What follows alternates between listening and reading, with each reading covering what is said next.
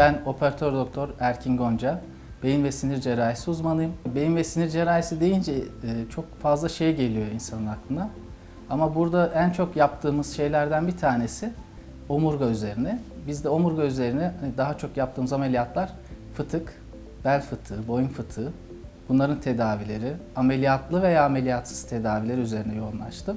Bel ağrısı çok sık görülen bir şey ama bu bel ağrılarının yaklaşık %5 ila 10'u bel fıtığından kaynaklı. Ve biz bu ağrıların tamamını zaten bel fıtığına yorarak bir yola çıkmıyoruz. Bunların iyice bir muayenesini yapıyoruz hastalarla ilgili. Nörolojik muayenesini değerlendirdikten sonra hastanın MR'larını inceliyoruz. Uygun gördüğümüz hastalarda evet bu şikayetin bel fıtığı ve bu bel fıtığı ameliyatsız iyileşmez dediğimiz hastalarda sadece cerrahi uyguluyoruz. Bunlar artık son noktada olan şeyler de var. Hastanın günlük yaşantısını bozan ağrı şikayetleri de bizim için aslında ameliyat kriterini oluşturuyor. Genç hasta işine devam etmek istiyor. Bir an önce ayağa kalkıp çalışmak istiyor. Bunlar da aslında bizim ameliyat kriterlerimizi oluşturuyor ama onun dışında mutlak endikasyonlarımız var. İdrar kaçırması olması, çok ciddi kuvvet kaybı olması, yürürken problemlerin olması, bunlar bizim için hep cerrahi düşündürten sebepler. Tabii ki önce hikayesini dinliyoruz. Hastanın hikayesiyle MR'ını, kuvvetini, muayenesini onu beraber değerlendirip uyuşuyor mu, örtüşüyor mu ona bakıyoruz. Yoksa ilk gördüğümüz hastada evet senin bel fıtığın var, seni ameliyat etmemiz gerekir demeyiz. Hastalar da en çok bundan korkuyor ve açık söyleyeyim doktora gelmekten çekiniyorlar. Bel fıtığı ameliyatlarından sonra nüks etme oranı %3 gibidir. Bu hastaların her nüks ettiğinde ameliyatını gerçekleştirmiyoruz zaten. Değerlendirdikten sonra cerrahi ihtiyacı olan hastalarda tekrar bir nüks fıtık cerrahisi veya bir vidalama ameliyatı yapılabilir. Buna en iyi o hastayı muayene eden hekim karar verecektir. Bir kere vida ameliyatından korkmamak gerekir. Her ameliyatta vida konulmuyor. Seçilmiş vakalarda vida koyuyoruz ve belirli sayıda koyuyoruz. Gerektiğinden fazla vida konulduğu zaman hastada zaten memnuniyet oranı azalıyor.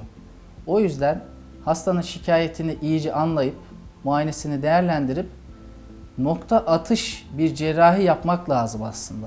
Ameliyat sonrası bizim hastalara tavsiye ettiğimiz hareketleri, yaşam stilini harfi harfine uygulayan hastalarımızda nüksetme oranı zaten oldukça düşük. Ve hastanın günlük hayata katılma oranı yüksek.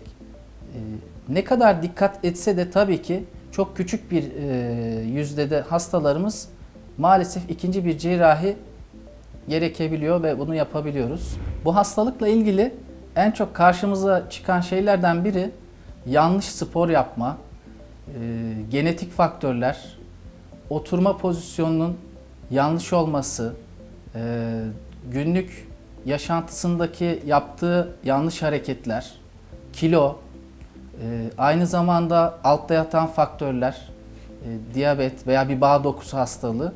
Bunlar bizim hep fıtığı daha çok görmemize sebep oluyor hastalarda. Ve genetik bir miras en çok gördüğümüz sıkıntılardan biri. Ameliyat ettiğimiz hastalar zaten özellikle omurga daralması ve kayma, omurilik sıkışmaları ameliyatlarından bahsediyorum. Yaşı ileri olan hastalar. Bu hastalarımızda eninde sonunda diyabeti, hipertansiyonu olan hastalarımız. Bu ameliyatlarla ilgili ameliyattan önce anestezi doktorumuzdan zaten onay alıyoruz.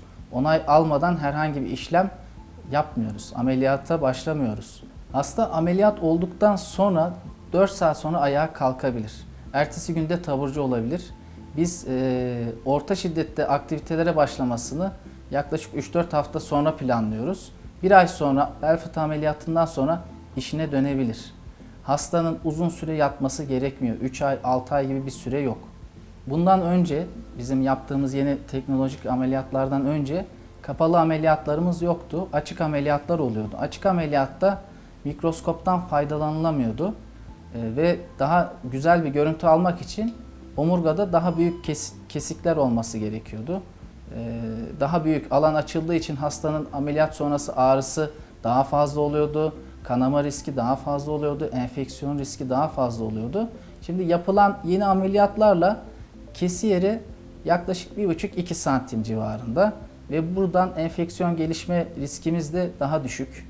Hatta en son teknolojik ameliyatlarda tam kapalı bel fıtığı ameliyatlarında yaklaşık 1,5 santimlik hatta 1 santimlik kesiden girip kamera eşliğinde bu ameliyatlar yapılabiliyor. Tabii ki hastayı doğru seçmek lazım hangi ameliyatın yapılacağını.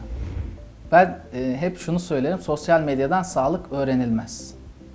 Hasta öncelikle bir doktora başvurmalı. Hangi branşla ilgili olursa olsun.